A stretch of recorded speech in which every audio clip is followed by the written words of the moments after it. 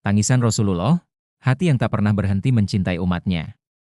Pernahkah Anda membayangkan? Manusia paling kuat imannya. Manusia paling dijamin surga. Manusia yang diampuni dosa-dosanya. Ternyata, sering menangis? Bukan karena kalah perang. Bukan karena kehilangan harta.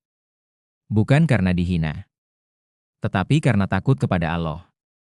Dan karena mencintai kita. Beliau adalah Muhammad. Dan malam ini, kita akan memasuki sisi yang paling lembut dari beliau. Sisi yang membuat para sahabat terdiam. Sisi yang membuat langit menjadi saksi. Tangisan seorang nabi. Tangisan di sepertiga malam. Bayangkan malam Madinah. Sunyi. Gelap.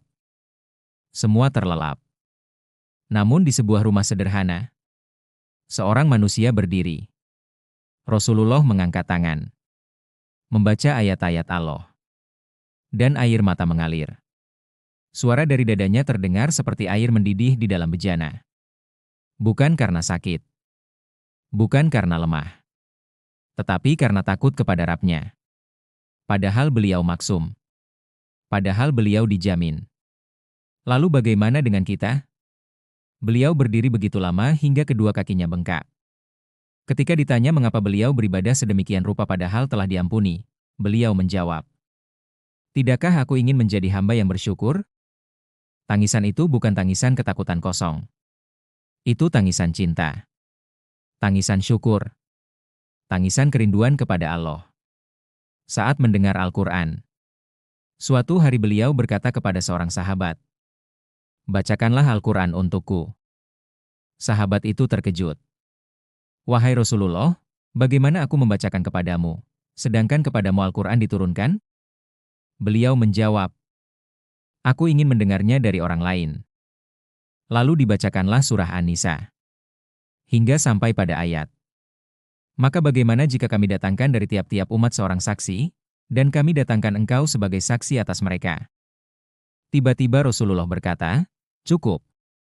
Sahabat itu melihat, air mata mengalir di wajah beliau. Mengapa beliau menangis? Karena beliau membayangkan hari kiamat.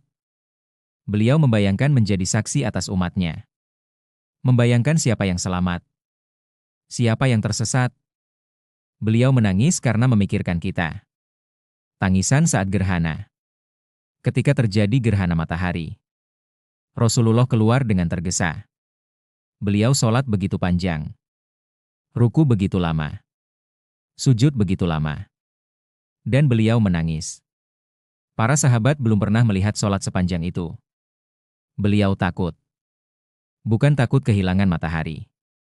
Tetapi takut jika itu tanda murka Allah. Beliau mengajarkan bahwa fenomena alam bukan sekadar peristiwa biasa. Ia adalah pengingat.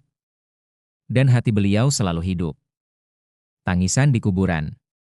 Suatu hari beliau duduk di samping kuburan. Beliau menangis hingga tanah menjadi basah. Para sahabat ikut menangis melihatnya.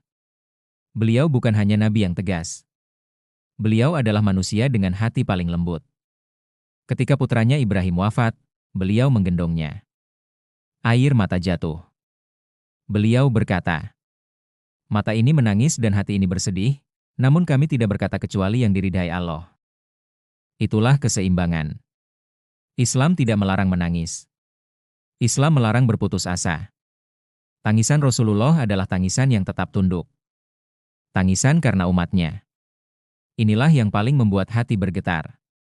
Suatu malam Rasulullah membaca doa para nabi sebelumnya. Nabi Ibrahim alaihi salam berdoa untuk kaumnya. Nabi Isa alaihi salam berdoa untuk umatnya. Lalu Rasulullah mengangkat tangannya dan berkata, "Ummati, ummati. Umatku, umatku." Beliau menangis. Memohon kepada Allah agar umatnya diampuni. Allah memerintahkan malaikat Jibril untuk bertanya apa yang membuat beliau menangis. Dan Allah berfirman bahwa dia akan membuat Rasulullah ridha terhadap umatnya dan tidak akan menyakitinya. Bayangkan. Beliau menangis untuk kita. Sementara kita, berapa sering kita bersyalawat kepadanya? Berapa sering kita mengingat beliau? Beliau memikirkan keselamatan kita. Bahkan sebelum kita lahir. Hati yang lembut dalam safar. Dalam perjalanan, beliau selalu memilih hari Kamis. Beliau mengundi istri yang ikut agar adil. Beliau sholat 2 rakaat sebelum berangkat. Beliau berdoa ketika menaiki kendaraan. Hal-hal kecil, namun menunjukkan satu hal. Hati beliau selalu terhubung kepada Allah. Bukan hanya di masjid. Bukan hanya di mimbar. Tetapi di setiap langkah. Sekarang mari kita bertanya. Kapan terakhir kali kita menangis karena dosa? Kapan terakhir kali kita menangis saat membaca Al-Quran? Kapan terakhir kali kita mendoakan umat Islam? Jika Rasulullah, manusia terbaik, begitu takut dan begitu lembut hatinya, maka seharusnya kita lebih mudah tersentuh. Tangisan beliau bukan tanda kelemahan. Itu tanda hati yang hidup. Dan hati yang hidup adalah hati yang dekat dengan Allah. Semakin kita mengenal beliau, semakin kita sadar bahwa tidak ada manusia yang lebih pantas dicintai daripada Rasulullah. Namun perjalanan kita belum selesai. Masih ada sisi lain yang belum kita kupas.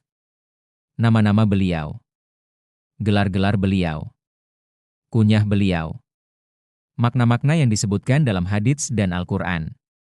Di episode berikutnya, kita akan mengenal beliau lebih dalam lagi. Karena semakin kita mengenal Rasulullah, semakin besar cinta kita kepadanya. Dan semoga, di hari ketika beliau memanggil, "Ummati, ummati," kita termasuk di antara yang membuat beliau tersenyum. Sampai jumpa di episode selanjutnya.